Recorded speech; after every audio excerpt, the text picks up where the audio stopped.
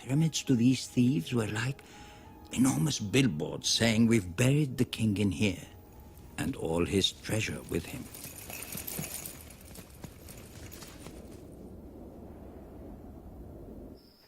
At any rate, a new plan had to be devised. That's why 500 years after the last pyramids were built, a new era of kings decided that instead of building tombs which everyone could see, why not build tombs which no one could see?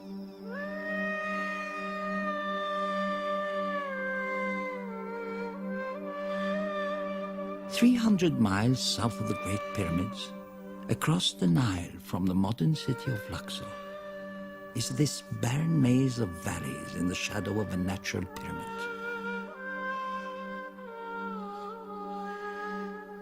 Here, no thief could find the royal tombs. Here, the kings and queens of Egypt would remain immortal. Or so they thought.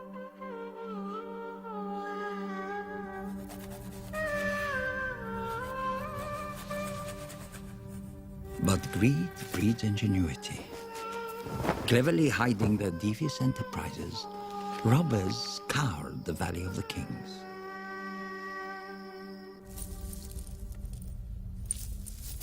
Over time, each of the valley tombs was found, broken into, and completely plundered.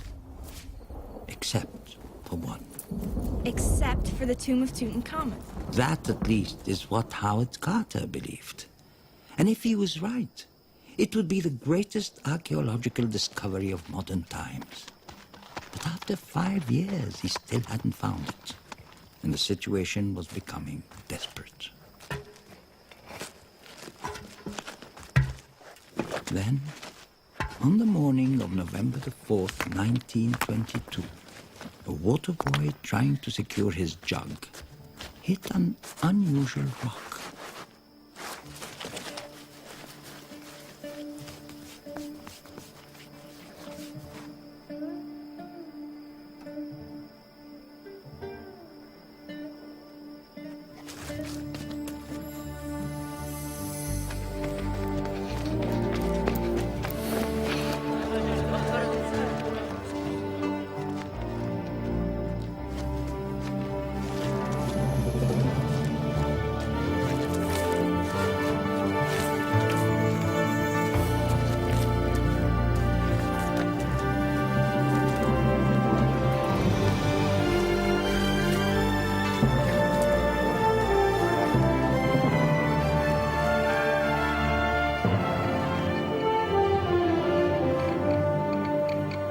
Carter sent a telegram to Lord Carnarvon in England to come quickly, and went to Cairo to meet his benefactor.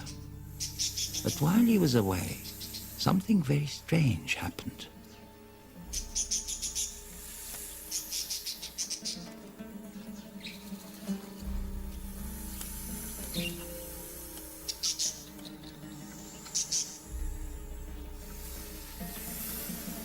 The golden bird that had brought him luck was killed by a cobra.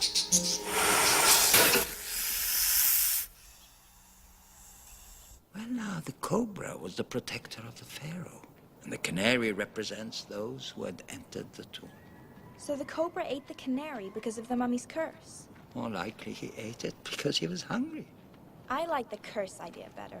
Well, certainly the workmen believed it was the curse. The death of the golden bird was a bad omen to them. It meant that someone close to the project would die within the year. Rumors of a curse mattered little to Carter. He hoped his dig would uncover a tomb like this one. The tomb of a pharaoh named Ramses VI, who ruled long after King Tut. Carter wanted to find treasure, but if not, something just as precious.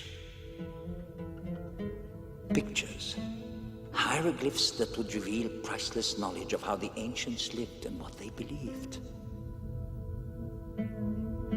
These images are from the Egyptian books of the dead, passports to eternity which were buried with the mummy.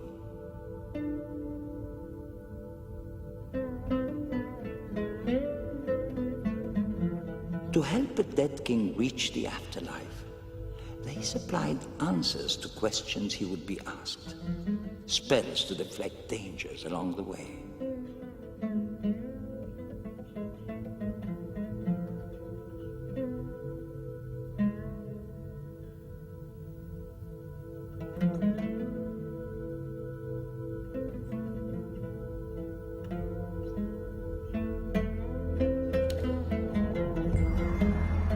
But preparation for the afterlife began long before death. In grand temples once supported by these pillars, among the largest places of worship ever built, the living pharaohs gave offerings as a way of communicating with the gods in the world beyond and courting their favor.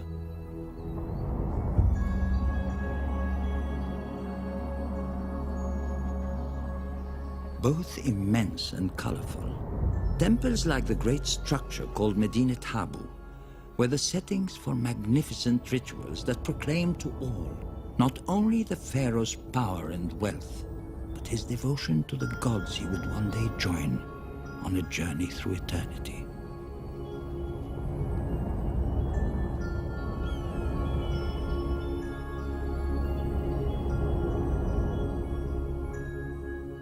They sure seem preoccupied with life after death. Yes, and probably because no ancient people enjoyed life as much as they did. There are picture stories of invention and adventure, of board games and ball games, of dance and music, of acrobats and mechanical toys, of the affection between husbands and wives, and of family unity and love. It was the most advanced civilization of its time, and it went on for 3,000 years. But the empire they amassed attracted invaders. Among the stories on temple walls are accounts of battles against outsiders who tried to conquer the kingdom of the pharaohs.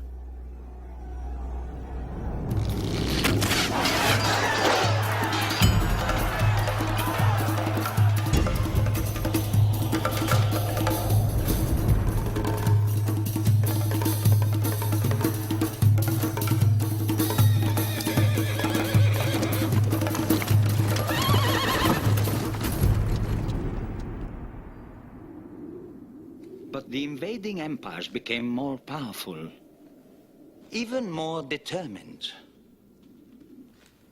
And so, gradually, inevitably, the kingdom of Egypt began to crumble. Well, how could a place as powerful as Egypt just collapse? Actually, many things happened. But mostly it was the weakening of the pharaoh's power through civil turmoil, making Egypt vulnerable to invaders. Little by little, much of the pharaoh's great empire, along with its secrets, was reclaimed by the desert.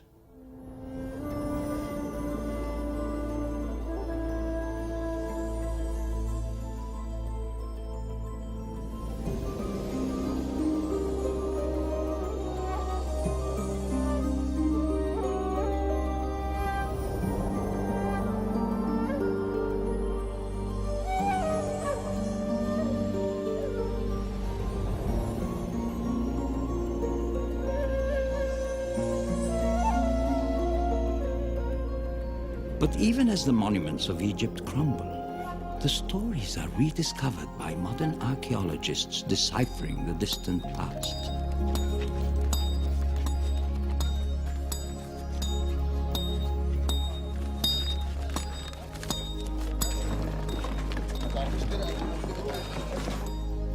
Scholars and artists are preserving the Great Sphinx for all humanity.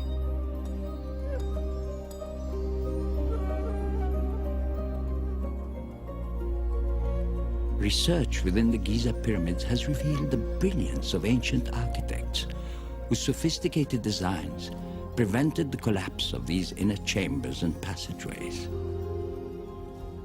DNA analysis is helping to identify family ties of the royal mummies and to give us clues about how they lived and died.